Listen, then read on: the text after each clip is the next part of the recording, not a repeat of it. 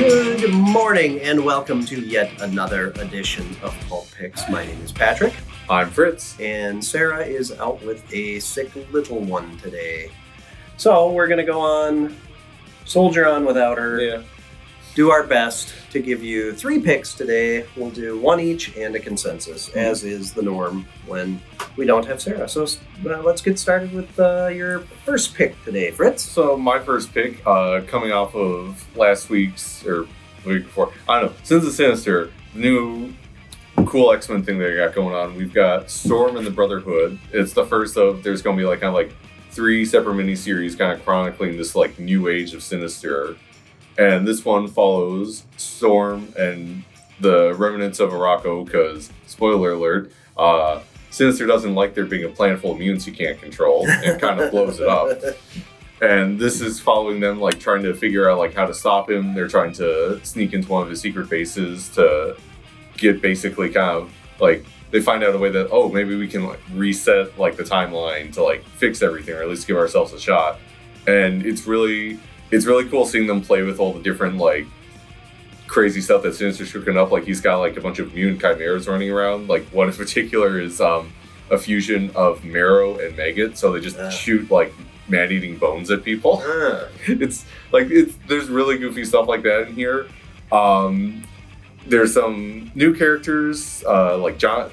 I don't know. Is John Ironblood new? I feel like I've never heard of this guy before. Yeah, I'm unfamiliar. He can turn his blood into like molten metal, and it's super metal to say the least. Yeah. But he's great. There's and like a lot of this is building off of Ali Wing's recent run on X-Men Red. So you've got Lolo, this like kind of like side character, showed up in issue, like showing up now 10 years older as part of Storm's Brotherhood. So that's really cool. But I don't know. It's really like interesting future so far. I'm really excited to see where the other 2 miniseries start taking it. Yeah. And it's like the cool thing is like, so this is like 10 years into the future, and then like issue 2 for all these is going to be like 100 years, and just kind of like seeing how it gets progressively worse for everyone when Mr. Sinister is in charge. I like it. Mm-hmm. Yeah, fantastic. All right, well, since Sarah's not here, somebody had to pick Batman, so I decided to do that. Not just because we have to have Batman, but because this is really, really cool. So, Batman is now in an alternate reality where Bruce Wayne has disappeared. Yeah, they're kind of vague about that. Yeah, it's implied that he's dead initially, and now in this issue they're kind of saying like, well, he went to Arkham and nobody's seen him since, but that's kind of typical for a lot of people to apparently disappear in Arkham in this reality. And he starts running into alternate reality versions of people that he knows, including Selena Kyle, not really a spoiler since it's on the cover. But it's interesting because he has no friends, no resources. He's got a face that people recognize. That ends up being a major oversight in his plan for trying to get back home. And things blow up. But we were saying as we were discussing which titles we were going to pick, Bruce Wayne deciding that he's got to save this Gotham before he can go home to save his own Gotham when he's spent his whole life trying to save his own Gotham and hasn't done it yet. It's interesting, and it certainly sets up for a fun story arc that I'm going to enjoy. Like there's like a bunch of like little things they hint at in this issue that like are going to like blow up as it goes along. Yes. Yep. And everybody's on Venom, so everybody's roid raging and seriously able to kick his butt. So it was a lot of fun. I really enjoyed it, and I highly recommend it. It's a good jumping on point too. If you pick up last issue, which I think that we still have copies of in this issue, you'll be all caught up enough for the story arc. That's kind of how comics work. So, all right, well, we decided to do a consensus pick as well.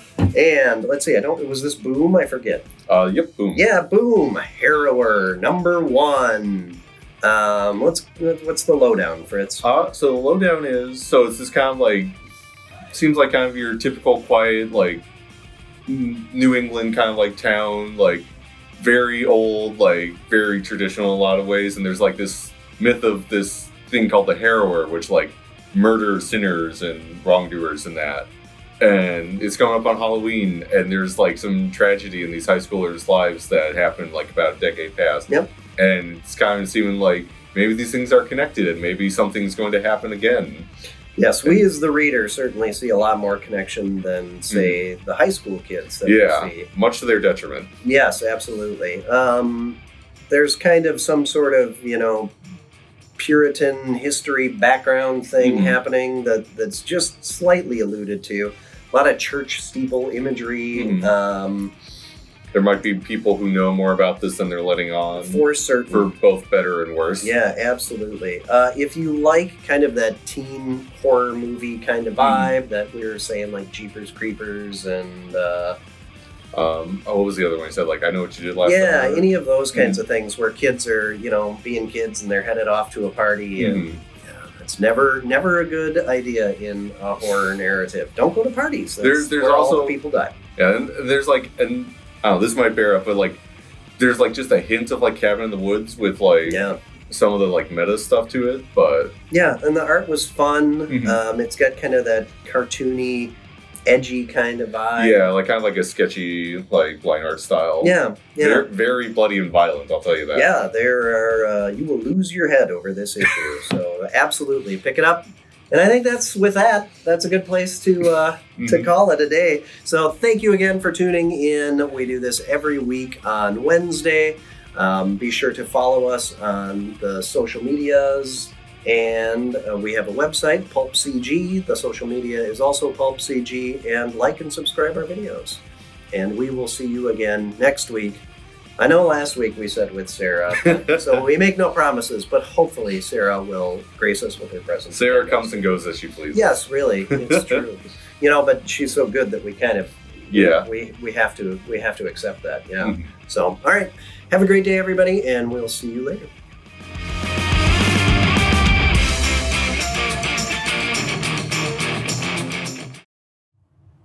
I kept trying to think of like what was a good to go with like the you lose your head, like what's a good joke for like having your like abdomen cut open? It's like there's not really one, is there?